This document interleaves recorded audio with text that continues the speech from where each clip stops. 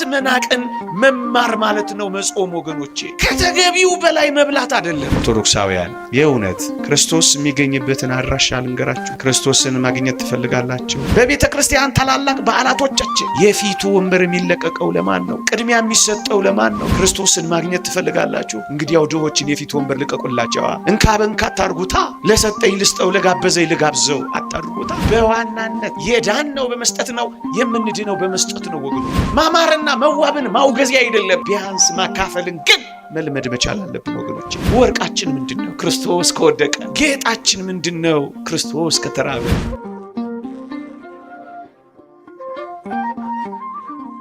ጊዜው የጾም በመሆኑ ከጾም ጋራ ብንማረው ብዬ ያሰብኩትን አንድ ትምህርት መርጫለሁ። የተረሳው መቅደስ። በዚህ ርዕስ ትንሽ ጊዜ አቆያችኋለሁ። እግዚአብሔር ከሁላችንም ጋራ ይሁንልን።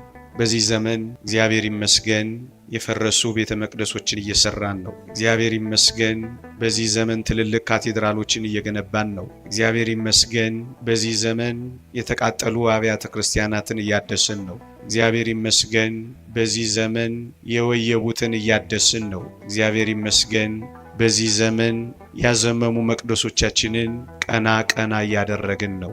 እግዚአብሔር ይመስገን በዚህ ዘመን ሕንጻ አብያተ ክርስቲያናትን ለማጌጥ ለማስዋብ ብዙ እየታገልን ነው። እግዚአብሔር ይመስገን። ይህ በጣም የሚያስመሰግን ነው። ግን ደግሞ የተረሱ ጥቂት መቅደሶች ስላሉ እንዲህ ባሉ አጽዋማት ወራት እነዚህን መቅደሶች እንድናስታውስ ነው። አንድ ሊቅ እንዲህ ይላል፣ የክርስቶስ እውነተኛው መቅደስ የአማኙ ነፍስ ናት ይላል። እናስጊጠው፣ ልብስም እንስጠው፣ ስጦታም አንንፈገው፣ በእርሱ ጌታን እንኳን ደህና መጣህ እንበለው ይላል። ልድገመው፣ የክርስቶስ እውነተኛው መቅደስ የአማኙ ነፍስ ናት። እናስጊጠው፣ ልብስም እንስጠው፣ ስጦታም አንንፈገው፣ በእርሱ ጌታን እንኳን ደህና መጣህ እንበለው ይላል። ይሄም መቅደሳችን ነው። እዚህ ያለውም ጉባኤ ቤተ ክርስቲያን ይባላል። እያንዳንዷ ነፍስም እያንዳንዷ ምእመንም የክርስቶስ ቤተ መቅደስ ትባላለች። እሱን ነው እናስጊጠው፣ ልብስም እንስጠው፣ ስጦታም አንንፈገው፣ በእርሱ ጌታን እንኳን ደህና መጣህ እንበለው የሚለው። አንድ የተረሳ መቅደስ ግን አለ፣ ረሃብ ያጠወለገው። አንድ የተረሳ መቅደስ ግን አለ፣ ኑሮ የከበደው። አንድ የተረሳ መቅደስ ግን አለ፣ አንጀቱ የተጣበቀ። አንድ የተረሳ መቅደስ ግን አለ፣ መጠጊያ ያጣ፣ ውርጭ የሚበላው፣ ጎርፍ የሚወርድበት፣ ዶፍ የሚያልፍበት። አንድ የፈረሰ መቅደስ ግን አለ። እሱን መቅደስ እንደ ክርስቲያን እሱን መቅደስ ጾም እንደሚጾም እንድናስታውሰው ብለን ነው የተረሳው መቅደስ ያልኳችሁ። ኦርቶዶክሳውያን የእውነት ክርስቶስ የሚገኝበትን አድራሻ ልንገራችሁ። ክርስቶስን ማግኘት ትፈልጋላችሁ? ያው ክርስቶስ በደጅ ወድቆላችኋል። ርቦት በደጅ ወድቋል። ጠምቶት ደጅ ወድቋል። የሚለብሰው አጥቶ ደጅ ወድቋል። የሚጠጋበት ቤት አጥቶ ደጅ ወድቋል። የሚሰማራበት መሰማሪያቶ ደጅ ወድቋል። ክርስቶስን ማግኘት ከፈለጋችሁ ያው ደጅ ላይ አልፋችሁት መጣችኋል። ምክንያቱም ክርስቶስ ድሆችን፣ ክርስቶስ ምስኪኖችን፣ ክርስቶስ የሚበሉት የሌላቸውን፣ ክርስቶስ የሚጠጡት የሌላቸውን እኔ ይላቸዋል። እና ክርስቶስን ማግኘት የሚፈልግ ድሆችን ያገኛል፣ ምስኪኖችን ያገኛል፣ የጨነቃቸውን ያገኛል፣ የጠበባቸውን ያገኛል። ክርስቶስ የት ይገኛል ካላችሁ አድራሻው ይሄው አድራሻው ክርስቶስ ይገኛል። እናስጊጠው፣ ልብስም እንስጠው፣ ስጦታም አንንፈገው፣ ክርስቶስን እንኳን ደህና መጣህ እንበለው የሚለው ሊቁ ለዚህ ነው። ክርስቲያኖች ቅዱስ ዮሐንስ አፈወርቅ በነበረበት ዘመን ሕንጻ ቤተ ክርስቲያኑን በጣም እያስጌጡ በቤተ መቅደስ ውስጥ ያሉ ንዋያተ ቅድሳትን እያሟሉ ለቤተ መቅደሱ እጅግ የተዋበ በወርቅ አምድ እያስጌጡ የወርቅ መንበር እየሰሩ የወርቅ ጽዋ እያመጡ ድሃውን ግን የሚረሱ ምስኪኑን ግን የማያግዙ ብዙ ክርስቲያኖችን ሲመለከት ምን እንዳለ ታውቃላችሁ? እንዲህ አላቸው፣ ድሃ ወገንህ በረሃብ እየማቀቀ አንተ የጌታን መንበር በወርቅና በብር ዕቃዎች ብትሞላው ጥቅምህ ምንድነው? ነገር ግን አስቀድመህ ድሃውን አብላው፣ ምስኪኑን አጠጣው፣ እንዲሁም አልብሰው፣ በመቀጠል መንበሩን በፈለከው መልክ በወርቅም በብርም አስጊጠው ይላል። መጀመሪያ ግን ይሄንን አስጊጠው፣ ይሄንን አክብረው፣ ይሄንን አስውበው። መጀመሪያ ግን እደጅ የወደቀውን አጥግበው። ያ የወደቀውን መቅደስ ቀና አድርገውና ከዚያ ከፈለክ እዚህ መተህ በወርቅና በብር ትሞላዋለህ ይላል። ያኛውን መቅደስ አዋርደኸው ይሄኛውን መቅደስ ብታከብረው ጥቅም ምንድነው ይላል። ያኛውን መቅደስ አራቁተኸው ይሄኛውን መቅደስ በሐር ጨርቅ ብትሞላው ጥቅም ምንድነው ይላል። ለዛኛው መቅደስ ቀዝቃዛ ጽዋ ውሃ ሳትሰጠው ለዚህኛው መቅደስ የወርቅ ጽዋ ብታመጣለት ጥቅም ምንድነው ይላል። ለጥሙ ጠብታ ታክል ቀዝቃዛ ውሃ ሳታመጣለት ለክርስቶስ ለመንበሩ የወርቅ ጽዋ ብታመጣ ጌታን ታስቀናዋለህ ሆይ? ጥቅም ምንድነው ይላል። አካሉን የሚሸፍንበት ጨርቅ እዛ ነፍገኸው እዚህ ደግሞ መጣህ የሐር ጨርቅ ብታለብሰው እግዚአብሔርን ደስ ማሰኘት ነው ወይ ይላል። እዛ ጋር ያለው የወደቀውም የክርስቶስ ሥጋ ነው። እኔ ነኝ የሚለው ብራብ አብልታችሁኛል፣ ብጠማ አጠጥታችሁኛል፣ ብታረዝ አልብሳችሁኛል፣ እንግዳ ብሆን ተቀብላችሁኛል ይልሃል። እኔ ይላል እዛ። እዚህስ የሚሰዋው የሱ ሥጋ ነው፣ እዚህ የሚፈሰው ደሙ ነው። እዛ ያራቆትከውን እዚህ ብታለብሰው ጥቅም ምንድነው ይላል። ያንን አስበው፣ ከዚያ ይሄንን አክብረው፣ ለዚያ ለጥሙ ጠብታ ታክል ቀዝቃዛ ውሃ አጠጣው፣ ከዚያ ዚናና የወርቅ ጽዋም አምጣው። አስቀድመህ ድሃ ወገንህን አስበው፣ መግበው፣ አልብሰው፣ ከዚያም ሥጋውንና ደሙን በሐር ጨርቅ አክብረው። በዚያ ያከበርከውን በዚያ ታራቁተው። ይህን ሥጋዬ እንዳለው ያንን ብራብ አላበላችሁኝም ያለው አካሉ አንድ ነው ይላል። ሁለቱን እያነጻጸረ የተረሳ መቅደስ አለ ወገኖቼ። ያውም እንዲህ ባለ ከባድ ዘመን፣ ሰው መጠጊያ ባጣበት ዘመን፣ ኑሮ በከበደው ዘመን፣ በቀን 3 የሚበሉ አንዴ በሚበሉበት ዘመን፣ ምግባቸውን በቀነሱበት ዘመን፣ ዓለም ድሆችን እየቸረቸረች ድሆችን እያበዛች ባለበት ዘመን፣ ችግረኞችን እየቀፈቀፈች ባለበት በዚህ ዘመን ክርስቲያኖች የኔና የእናንተ ሥራ ሊሆን የሚገባው ማሰብ፣ አለመርሳት፣ መተጋገዝ ነው፣ መደጋገፍ ነው። እስኪ ልጠይቃችሁ፣ በዓላቶቻችን፣ ድግሶቻችን፣ ተስካሮቻችን፣ ዝክሮቻችን፣ ሰርጎቻችን፣ የልጆቻችን የልደት በዓላችን፣ እነዚህ የምንደግሳቸው ድግሶቻችን ሁሉ እስኪ ልጠይቃችሁ፣ ድሆች ይጠሩባቸዋል። የፊት ወንበር ለድሆች ይለቀቃል። የሰራችሁት ጣፋጭ ማዕድ እፍታው የሚወጣው ለድሆች ነው። የፊቱ ወንበር የሚለቀቀው ለማን ነው? በበዓላቶቻችሁ፣ በዝክሮቻችሁ፣ በቅዱሳን የመታሰቢያ በዓላቶቻችን፣ በቤተ ክርስቲያን ታላላቅ በዓላቶቻችን የፊቱ ወንበር የሚለቀቀው ለማን ነው? ቅድሚያ የሚሰጠው ለማን ነው? የወጡ እፍታ የሚወጣው ለማን ነው? ለምለሙ እንጀራ የሚነጠፈው ለማን ነው? ለክርስቶስ ነው። የእግዚአብሔር ቃል እንዲህ ይላል። ምዕመናን ላንብብላችሁ። ግብዣ ባደረክ ጊዜ ድሆችን፣ ጉንድሾችን፣ አንካሶችን፣ እውሮችን ጥራ፣ የሚመልሱት ብድራት የላቸውምና ብፁዕ ትሆናለህ፣ በጻድቃን ትንሣኤ ይመለስልሃልና ይላል። ድግስ ደግሰሃል፣ እንግዲያውስ ክርስቶስን ጥራ። ማንን? ድሃውን ጥራው፣ ምስኪኑን አጥግበው፣ ከፍታው አውጣለት፣ ከለመለመው አንጥፍለት፣ ቀዝቃዛ ጽዋ ውሃ ቀርተህ አጠጣው፣ ለምለም እንጀራ አንጥፈህ አጥግበው፣ የፊቱን ወንበር ለክርስቶስ ልቀቅለት። ድሆችን እኔ ነኝ ይላላ። ክርስቶስን ማግኘት ትፈልጋላችሁ? እንግዲያው ድሆችን የፊት ወንበር ልቀቁላቸዋ። እንካ በእንካ አታርጉታ። ለሰጠኝ ልስጠው፣ ለጋበዘኝ ልጋብዘው አታድርጉታ። ለክርስቶስ የፊት ወንበር ትለቃላችሁ ወገኖቼ። እንደው የእውነት እንነጋገር ከተባለ ክርስቶስ ከድግሶቻችን፣ ክርስቶስ ከበዓላቶቻችን፣ ክርስቶስ ከዝክሮቻችን በዘበኛ አልተባረረም። ድሆች ቅድሚያ ይገባሉ። ድሆች መጨረሻም ከተሰጣቸው እንጃ እናያለን እኮ። ክርስቶስ በዘበኛ ተባሯል ስላችሁ፣ ክርስቶስ በር ተዘግቶበታል ስላችሁ፣ ክርስቶስ እየጮኸና እየለመነ እኛ ጮቱን ከመስማት ፈቀቅ ብለናል ስላችሁ፣ ዙፋን ላይ ያስቀመጠልን አምላክ ጠራራ ፀሐይ ላይ ድንጋይ ላይ ያላነጠፍነው ድሆች አልተባረሩ፣ በር አልተዘጋባቸው፣ ጩኸታቸው አልተደመጠም። ክርስቶስ ተባሯል። ክርስቶስ በር ተዘግቶበታል። ከዋናው ማዕድ ላይ ተገፍትሯል። ፍርፋሪ እንኳን ለመስጠት ቸግሮናል። ድሮ አውቅ ነበር፣ ዩኒቨርሲቲዎች አካባቢ ፍርፋሪ እንኳን ይሰጥ ነበር። ሆቴሎች አካባቢም ጥቂት ፍርፋሪዎች ይቸሩ ነበር። እንሰማለን በዚህ ዘመን ፍርፋሪ እንኳን በሽያጭ ሆኗል ይላሉ። እንጃ በዋጋ ከፍለው ነው ፍርፋሪያችንን እንኳን የሚያገኙት። ድሆች ከዋናው ማዕድ ቅድሚያ ስጧቸው የተባለውን ውራ እንኳን አላረግናቸው፣ እፊት አምጧቸው የተባለውን ኋላ እንኳን አላሰለፍናቸው። ታዲያ ድሆች አልተረሱ ወገኖቼ? ከዋናው ማዕድ አልተገፈተሩ? ምናልባት ከተረፈን እሱንም ለቋንቋዬ ይቅርታ አድርጉልኝ፣ እናንተን ማሰቀቅ ፈልጌ አይደለም። ሶፍት የተቀላቀለበት ሳይቀር እንኳን ነው የምንወረውርላቸው። ይቅርታ አድርጉልኝ። የጋጥነውን አጥንት እንኳን አይደለም ከምረን የምንወረውርላቸው። ክርስቶስ ውሻ ነው እንዴ እናንተ? ለውሻ እንኳን የማይሰጥ ለድሃ ይሰጣል። የሻገተ የጃጀ የተረሳ የወደቀ ግፍ አልበዛም? እሺ ሌሎችን እየወቀስን እኛ ክርስቲያኖች አንወቀስም? እንተሳሰባለን? የዓለም መሪዎችስ አስቡ። እኛ ለሰዎች ማሰብ ችለናል። ሰው ጉዳያችን ሆኗል። ያልተባረረም ክርስቶስ እንዲህ ይላል ሊቁ ዮሐንስ አፈወርቅ፣ አንተ ከተገቢው በላይ ትመገባለህ፣ ክርስቶስ ግን የሚያስፈልገውን እንኳን አልበላም። አንተ የተለያዩ ኬኮችን ትበላለህ፣ ክርስቶስ ግን ቁራሽ ዳቦ እንኳን አላገኘም ይላል። እሺ ይሁን፣ ጥገብ፣ ቢያንስ ትንሽ እራፊ አትሰጠው? እሺ ግድ የለም ኬክ ብላ፣ ቢያንስ ትንሽ የደረቀ ዳቦ እንኳን ለድሃ ትተው። ምዕመናን ለምን አሁን እንደምንጾም ታውቃላችሁ? ልንገራችሁ። የምንጾመው ክርስቶስን ለማገልገል ለመራብ ነው። የምንራበው ለምንድን ነው ካላችሁ፣ ለድሆች እንድንራራ ነው። መራብን ስንለምድ ለሚራቡት መራራት እንድንለምድ ነው። ለዛ ነው እኮ የምንጾመው። ጠግበን በልተን ድሆችን እንድናስቀና አይደለም። ማለዳ የጾምነውን በምሳ የተውነውን ለድሆች እንድናካፍለው ብቻ ነው የምንጾመው። ጾም እኮ ይሄን ማካፈል እኮ ነው ጾም ወገኖቼ።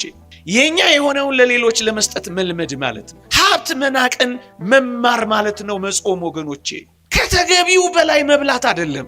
በመጠን እየተመገቡ በመጠን የተመገብነውን ለሌሎች ደግሞ ለሚራቡ መለገስ ማለት ነው ጾም ማለት። ጨርስ እየተባባሉ ትሪውን ጽድት ማድረግ አይደለም ጾም። ማስተረፍና መስጠትም ጭምር ማካፈልም ጭምር ነው ወገኖቼ። ዓለም ይጨክን እሺ፣ እኛም እርስ በርስ መጨካከን አለብን። ዓለም በድሆች ላይ ይጨክን እሺ፣ እኛም መቷቷው አለብን። ተውት ሌላው እርሱት ይጨክን፣ እኛ ግን በር እንዘጋጋለን። እኛ ግን አንተዋወስም። አንተ የተጣራ የወይን ጠጅ ትጠጣለህ፣ ነገር ግን ለእርሱ ቀዝቃዛ ኩባያ ውሃ እንኳን አልሰጠው።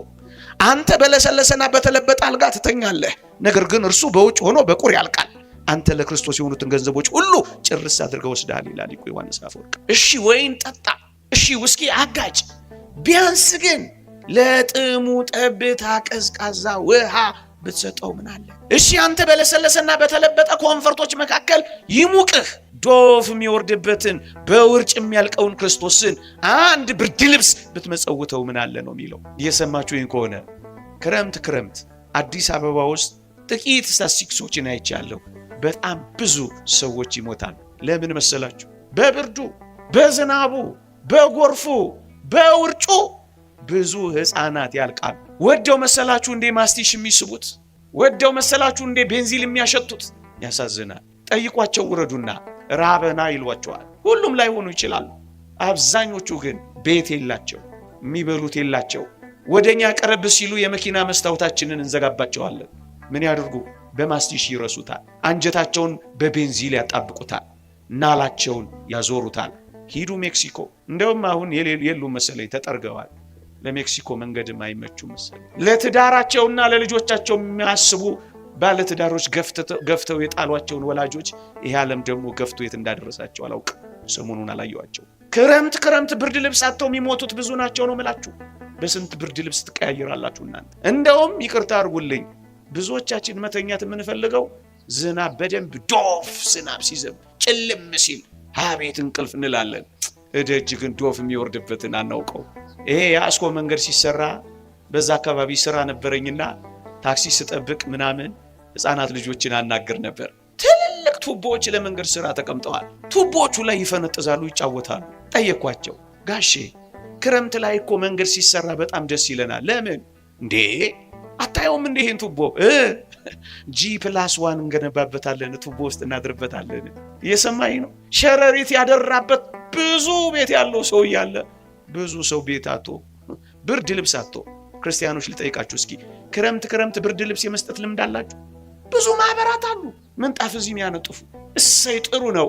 ግን ለአንዳንድ ሰዎች ደግሞ ወጣ ብለን ብርድ ልብስ የምንሰጥበት መርሃ ግብር አለ። ክርስቶስ በውጭ ሆኖ በውርጭ ያርቃል፣ በቁር ይመታል። እስኪ መተሳሰብ እንድንችል ወደ ልባችን እንድንመለስ እንጂ እናንተን ማሳቀቅ ፈልጌ አይደለም። አሁን ባለባችሁ ጫና ላይ ሌላ ጫና መፍጠር አይደለም። ይሄንን ጫና በጋራ እንድንካፈለው ለማድረግ ነው። ምዕመናን በወር አንድ ድሃ አላችሁ የምትረዱት፣ ድሃ ጓደኛ አላችሁ፣ ምስኪን ጓደኛ አላችሁ የምታካፍሉት፣ ቁርሳችሁን የምታካፍሉት፣ ምሳችሁን የምታካፍሉት። ምሳችሁን ይዛችሁ ስትወጡ ትንሽ ከፍላችሁ መታጎርሱት አላችሁ። ክርስትና ማለት እኮ ይሄ ነው። ሌላ ምንድን ነው? ጉባኤ ብቻ፣ ሴሬሞኒ ብቻ፣ በዓል ማክበር ብቻ፣ ቄጤማ መጎዝጎዝ ብቻ፣ ነጠላ መልበስ ብቻ፣ ገዳም መሄድ ብቻ አይደለም እኮ። በዋናነት የዳነው በመስጠት ነው፣ የምንድነው በመስጠት ነው ወገኖቼ። የመጨረሻው የጌታችን ቃል ብራብ፣ ብጠማ፣ ብታረዝ፣ እንግዳ በሆነ አይደለም ይለው ወገኖቼ። ብዙ እናቶችና ብዙ እህቶች ትታዩኛላችሁ። ሰፈር ውስጥ የሚራቡና የሚጠሙ ሰዎችን ታውቃላችሁ። ማዕዳችሁ የተከፈተ ነው፣ በራችሁ ገርበብ ያለ ነው። የምሳችሁን እስኪ ለትዬ እንትና ልስጣቸው፣ ጧሪ የላቸው፣ ቀባሪ የላቸው፣ አባ ከናሚር የላቸው ትላላችሁ። ና እንትናዬ እስኪ ጭንቅ መሳት 2 ጉርሻ እንኳን ታጎርሳላችሁ። ጉርሻ በሚሸጥባት ሀገር ታካፍላላችሁ ወይ ወገኖች? የኛ መኪና ልብስ አላት፣ የኛ መኪና ቤት አላት፣ ይኑራት። ግንስ አንድ ምስኪን ክርስቶስ ልብስ አለው እንጃ። ቤትማ ተውት፣ ሁላችንም ወደ ቤት አልባነት ሳንቀየር አንቀርም በቅርቡ እንጃ። እሱንማ ተውት። ግን ድሆችን የሚያስብ ልብ አለ፣ ምስኪኖችን የሚያስብ ልብ አለ። ቁም ሳጥናችንን በቅያሪ ልብሶች ያጨናንቀነዋል። እሰይውን ቢያንስ የዓመት ልብስ የምትሰጡት አንድ ድሃ አላችሁ። የዕለት ጉርስ የዓመት ልብስ ይበቃናል ይላል መጽሐፍ።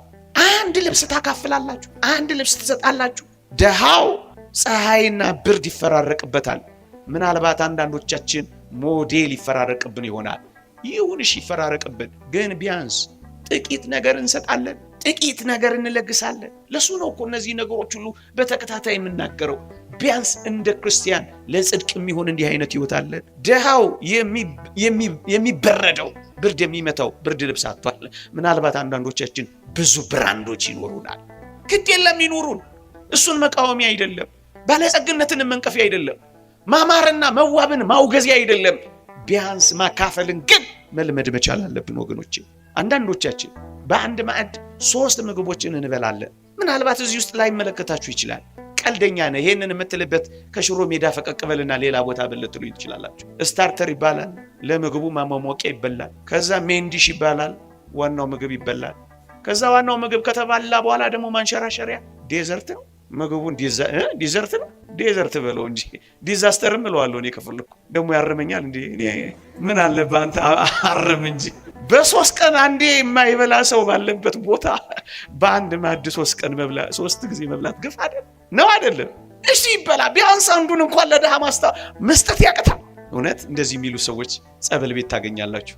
ምን የሚሉ ምግብ እንኳን የማያገኙ ሰዎች ጸበል ቤት ታገኛላችሁ፣ ህሙማን ቤት ታገኛላችሁ። እውነት ቅድስናንና ጽድቅን የምትፈልጉ ከሆነ ይሄንን ብርቱ ስራ ስሩ። ሹልክ እያላችሁ ስሩ። በተለይ እህቶች ትችላላችሁ። ኦርቶዶክሳውያን ሰብሰብ ብንል እኮ ምርጥ የምግብ ማዕከላት በየአጥቢያው እኮ መክፈት እንችላለን። አርብ የሚመግቡ እኮ አሉ። ስም አልጠቅስም። አርብ ድሆችን የሚመግቡ አሉ። አንደኛው አርብ የሆነው ደብር ቢመግብ፣ አንደኛው ሐሙስ የሆነው ደብር ቢመግብ ድሆች በልተው እንደሚያድሩ ታውቃላችሁ። ጠጥተው እንደሚረኩ ታውቃላችሁ። የሚራቡ ሰዎች እንደማይኖሩ ታውቃላችሁ። እስኪ ቢያንስ እንስራው ይሄንን። ጥቂት ገቱ ያላችሁ፣ ጥቂት ልቡ ያላችሁ ክርስቲያኖች እስኪ ይሄንን እንስራው። አንድ የተባረከ ሰው አይደለ? የአዲስ አበባን ብቻ አይደለም የኢትዮጵያን ሸክም ሁሉ የተሸከመው ነው አይደለም? ነው። አንድ ሊቅ እንዲህ ይላል፣ ድምጽ ይሰማችኋል? አንድ ሊቅ እንዲህ ይላል፣ ክርስቶስ በረሃብ ምክንያት ለሞት ከተቃረበ በጌጣጌጥ ያሸበረቀው ማንነት ላንተ ምንድነው ይላል። እየሰማችሁኝ ነው? ክርስቶስ ድሃውን ነው እኮ በረሃብ ምክንያት ለሞት ከተቃረበ በጌጣጌጥ ያሸበረቀው ማንነት ላንተ ምንድነው ይላል። ወርቃችን ምንድነው? ክርስቶስ ከወደቀ። ጌጣችን ምንድነው? ክርስቶስ ከተራበ። ለክርስቶስ እንዲህ እኮ ነው እንዴ። ዊጋችን ምንድነው እንዴ? ኮስሞቲክሳችን ምንድነው እንዴ? ምንድነው? አንዳንዶች አውሮፓውያንና አሜሪካውያንን እንወቅስ የለ 8 ቢሊዮን ዶላር የውሻ ምግብ ትሉ የለ እንዴ? ይሄ ሁሉ ገንዘብ ለዊግ ግፋውን ቀን የሚገፋ ያለ ብቻ እንደው ብዙን ነገር ለማውገዝ ፈልጌ አይደለም። የተወደዳችሁ ኦርቶዶክሳውያን ክርስቶስ በረሃብ ምክንያት ለሞት ከተቃረበ የኛ ጌጣጌጥ ምንድነው ነው የሚለው። ጌጥህ ድሃ ነው፣ ወርቅህ ምስኪኑ ነው፣ ማሸብረቅህ በድሃው ህይወት ነው ወገኖቼ። እንደሱ እኮ ነው። የእግዚአብሔር ቃልን ቀስ ብዬ ላንብብላችሁ። በተለይ እህቶቼ ስሙኝ። እግዚአብሔርን እንፈራለን ለሚሉ ሴቶች እንደሚገባ መልካም በማድረግ እንጂ በሹሩባና በወርቅ ወይም በእንቁ ወይም ዋጋው እጅግ በከበረ ልብስ አይሸለሙ ይላል። አንደኛ ጢሞቴዎስ መልእክት ምዕራፍ 2 ቁጥር 8 በወርቅ በዕንቁ እጅግ ዋጋው በከበረ ልብስ አይሸለሙ፣ ይልቅስ መልካም በማድረግ ድሆችን በመመገብ በትሩፋት በማጌጥ ምስኪኖችን በማሳረፍ የጨነቃቸውን በማቅለል በዚያ ጊጡ፣ በዚያ ሸብርቁ፣ በዚህ ተዋቡ። እንደዚህ ነው የሚለው መጽሐፋችን። በትሩፋት ታጌጡ ዘንድ እወዳለሁ ነው እኮ የሚለው። እወዳለሁ በጌጣችሁ ልትኮሩበት ነው። ምን ልታረጉበት ነው? ከሌላው በልጣችሁ ለመታየት ነው። ምን ልታረጉበት? ክርስቲያን በልኩና በመጠኑ ነው የሚኖረው። እንደውም የእግዚአብሔር ቃል እንዲህ ይላል፣ በልብስ ጌጥ አትታበይ፣ በከበርክበት ወራት ራስህን አታኩራ ይላል መጽሐፈ ሲራክ ምዕራፍ 11 ቁጥር 4። ሊኮሩ የሚገባቸው ለጽድቅ የሚያበቁን ድሆች ነበሩ። እኛ ኮራንባቸው፣ ሽታቸውን እንኳን ጦላንባቸው። መኪናችን ጋር ሲመጡ መስኮቱን ዘጋንባቸው፣ በሩን ጠረቀምንባቸው፣ ሽታቸውን እንኳን ጠላንባቸው፣ ጀርባችንን ሰጠናቸው፣ አባረርናቸው።